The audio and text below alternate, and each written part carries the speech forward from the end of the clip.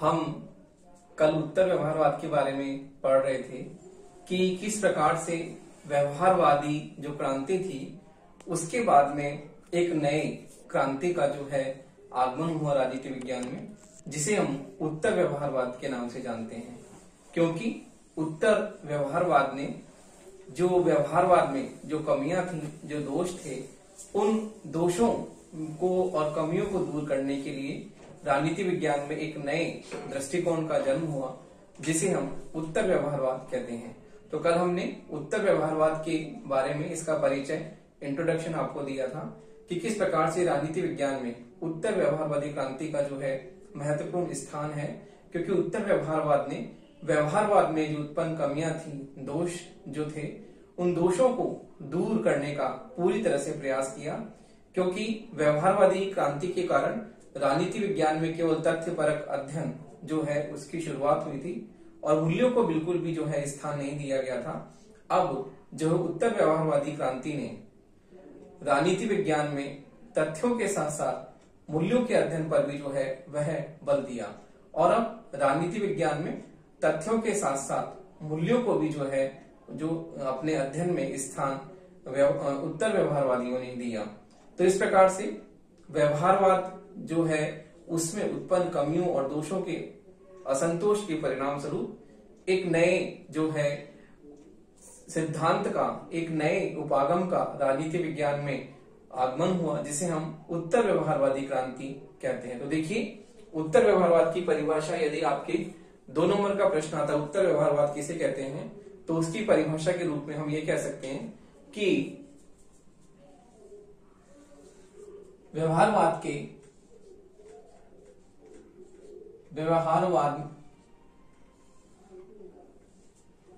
व्यवहारवाद में उत्पन्न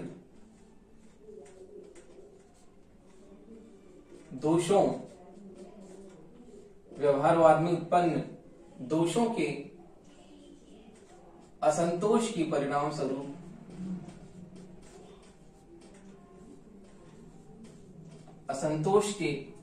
स्वरूप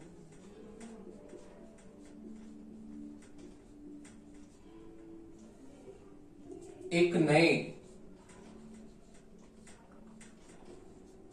उपागम का उदय हुआ, जिसे हम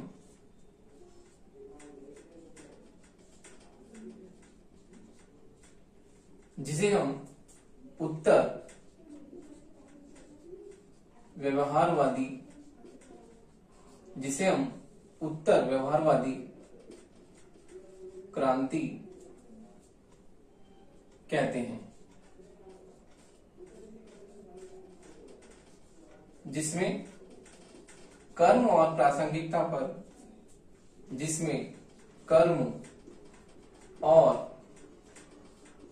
प्रासंगिकता पर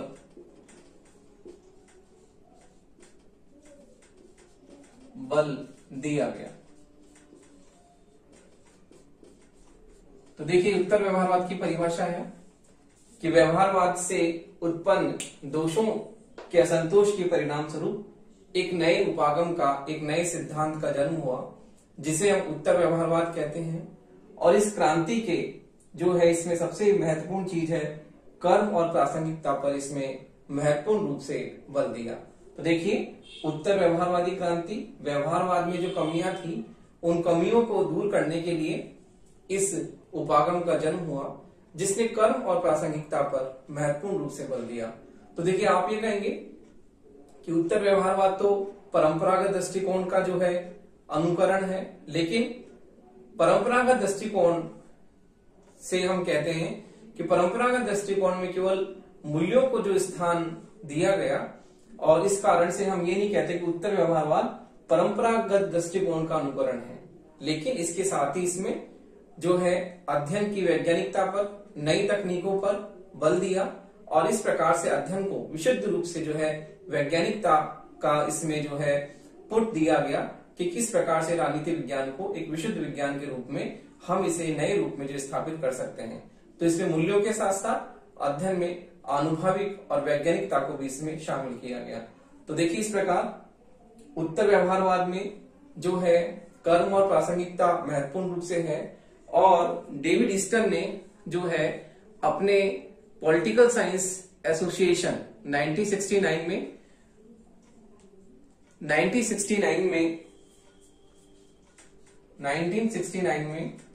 ईस्टन ने अमेरिकन पॉलिटिकल साइंस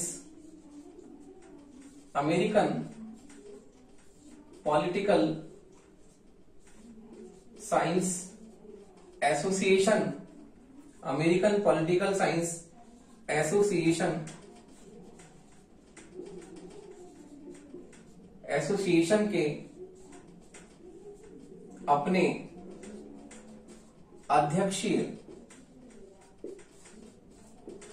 अध्यक्षीय भाषण में व्यवहारवाद की कमियों को उजागर करते हुए व्यवहारवाद की कमियों को उजागर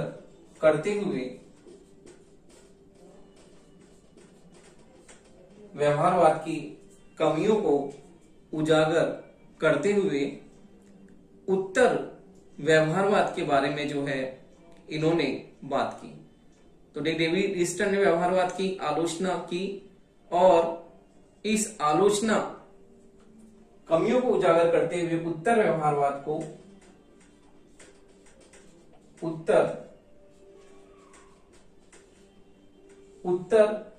व्यवहारवाद की प्रासंगिकता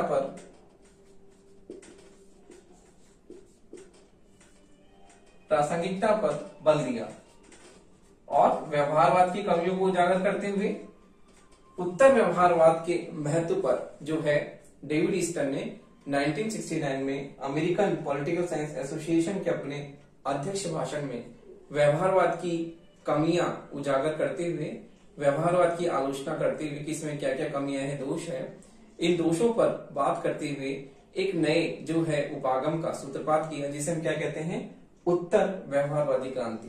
तो डेविड ईस्टन ने उत्तर व्यवहारवाद की स्थापना और विकास पर जो है बल दिया। तो ये जो है एक हम ये कहते हैं उत्तर व्यवहारवाद एक सुधारात्मक आंदोलन है। यह एक सुधारात्मक आंदोलन है। क्यों? क्योंकि व्यवहारवाद में उत्पन्न कमियों को दूर करने के लिए इस उपागम का जन्म हुआ। जो व्यवहारवाद में कमियां, दोष उत्पन्न थे, उन कमियों को दूर करने के लिए उत्तर व्यवहारवादी क्रांति का जन्म हुआ। इसे हम क्या कहते हैं, इसलिए इसे एक सुधारात्मक आंदोलन भी हम कहते हैं। तो देखिए उत्तर व्यवहारवाद की उदय के कारण हम देखते हैं कि उत्तर व्यवहारवाद का उदय का प्रमुख कारण जो है वो ये है कि व्यवहारवादियों ने मूल्यों की उपेक्षा की और मानव व्यवहार के निश्चित नियम देने में वो असमर्थ रहे। तो इस प्रकार से उत्तर व्यवहारवाद का जन्म हुआ। तो देखिए अब हम देखते हैं डेविड ईस्टन ने जो उत्तर व्यवहारवाद की विशेषताएं जो बताई हैं, किस प्रकार से बताई हैं।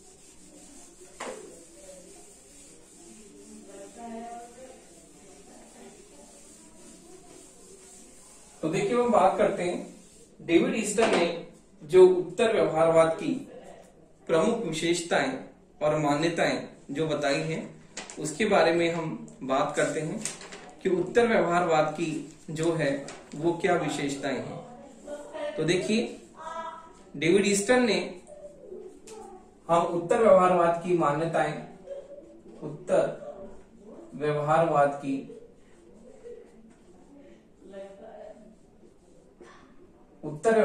की मान्यताएं, विशेषताएं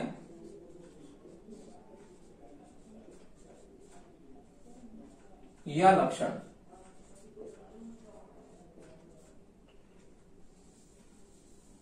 देखिए डेविड ईस्टन ने उत्तर व्यवहारवाद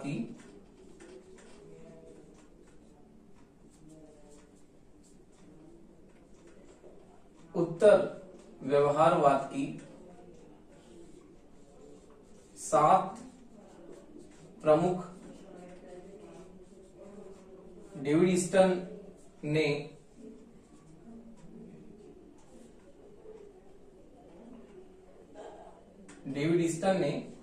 उत्तर व्यवहारवाद की 7 प्रमुख विशेषताएं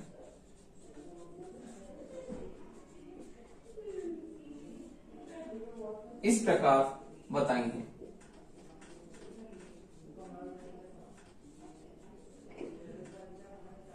सात प्रमुख विशेषताएं इस प्रकार बताई हैं।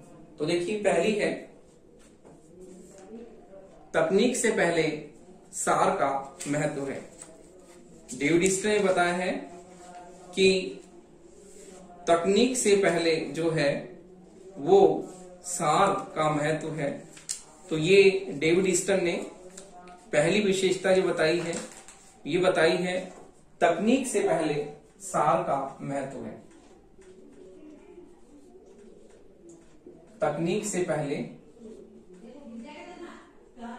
सार का महत्व है। ईस्टन ने बताया है कि जो तकनीक है वो बाद में है, उससे पहले सार, उद्देश्य, लक्ष्य वो क्या है, पहले है। तो डेविड ईस्टन ने ये बताया है कि तकनीक से पहले जो है सार अर्थात उद्देश्य और लक्ष्य वो क्या है, महत्वपूर्ण है। तो इसलिए डेविड ईस्टन ने तकनीक से पहले सार पर जो है बल दिया गया है कि तकनीक से पहले क्या है, सार जरूरी है, उद्देश्य जो है वो जरूरी है। वैज्ञानिक तकनीकों के साथ साथ वैज्ञानिक तकनीकों से पहले उद्देश्य जो है, उद्देश्य या लक्ष्य जो है वो महत्वपूर्ण है। तो ईस्टन ने बताया कि तकनीक से पहले जो है वो सार का महत्व जरूरी है। अगला है सामाजिक परिवर्तन पर बल। तो देखिए सामाजिक परिवर्तन पर बल दिया गया है इसमें।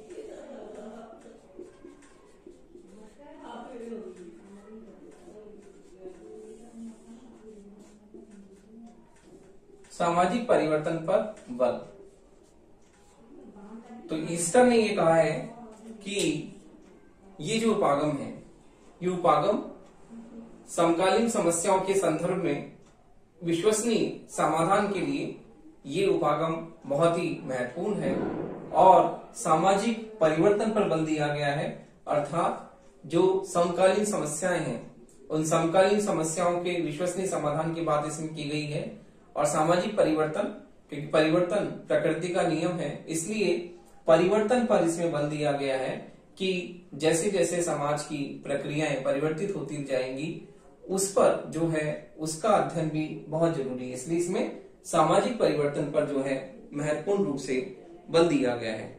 अगला है समकालीन समस्याओं के विश्वसनीय समाधान की आवश्यकता। तो इसमें समकालीन समस्याओं के विश्वसनीय समाधान की आवश्यकता पर भी बल दिया गया है कि समकालीन समस्याओं का विश्वसनीय समाधान जो है वो जरूरी है। देखिए समकालीन समस्याओं के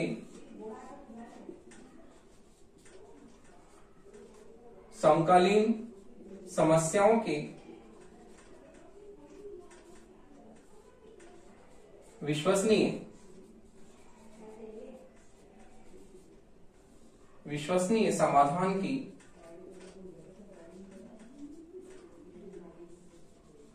आवश्यकता है।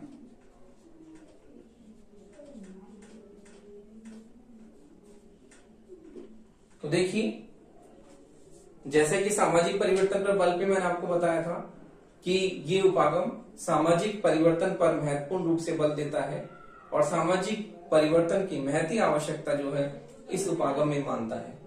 फिर है समकालीन समस्याओं के विश्वसनीय समाधान की आवश्यकता है।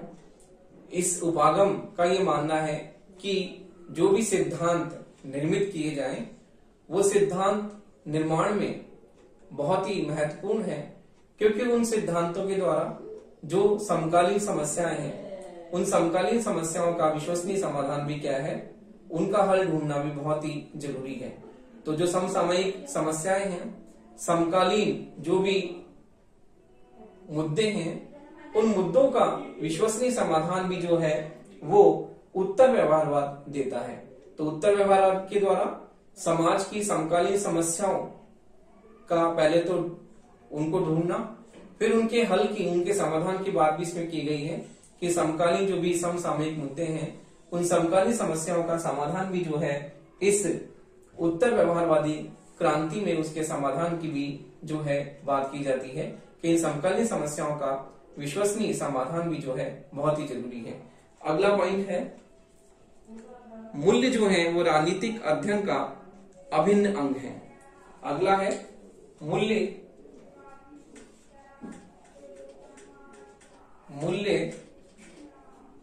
राजनीतिक जीवन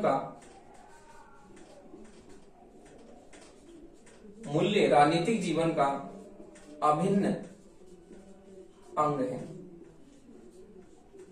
तो देखिए ये उपागम मूल्यों पर जो है बहुत ही महत्वपूर्ण रूप से बल देता है, जहां पर व्यवहारवाद अध्ययन में केवल तथ्यों को ही समाहित करता है और अध्ययन में केवल तथ्यपरक अध्ययन की बात ही करता है, मूल्यों को बिल्कुल भी स्थान नहीं देता है। जबकि उत्तर व्यवहारवाद जो है वो ये मानता है कि मूल्य राजनीतिक जीवन का क्या है, अभिन्न अंग है। तथ्यों के साथ साथ राजनीतिक जीवन, राजनीति विज्ञान में मूल्यों को भी जो है महत्वपूर्ण स्थान देने की बात ये करता है कि अध्ययन में तथ्यों के साथ साथ मूल्यों का भी महत्वपूर्ण स्थान है। इस उपागम का ये मानना है कि शोधकर्ता जब शोध कर रहा होता है तो वो अपने जो भी मूल्य जो हैं, अपने विश्वास हैं, अपने परंपराएं हैं, उन मूल्यों और विश्वासों से कहीं ना कहीं वो क्या होता है, प्रभावित होता है और अपने शोध कार्य में वो इन विश्वासों से अप्रभावित हुए बिना नहीं रह सकता। इसलिए मूल्य जो है वो राजनीति जीवन का मूल्य राजनीतिक जीवन का जो है अभिन्न अंग है। इसलिए मूल्यों को महत्वपूर्ण स्थान देने की बात ये उपागम करता है कि मूल्य के बिना हम राजनीतिक जीवन का जो है अध्ययन सही ढंग से नहीं कर पाते। इसलिए उत्तर व्यवहारवाद तथ्यों के साथ साथ मूल्यों को भी जो है अध्ययन में महत्वपूर्ण स्थान देता है। अगला है मानव मूल्यों की रक्षा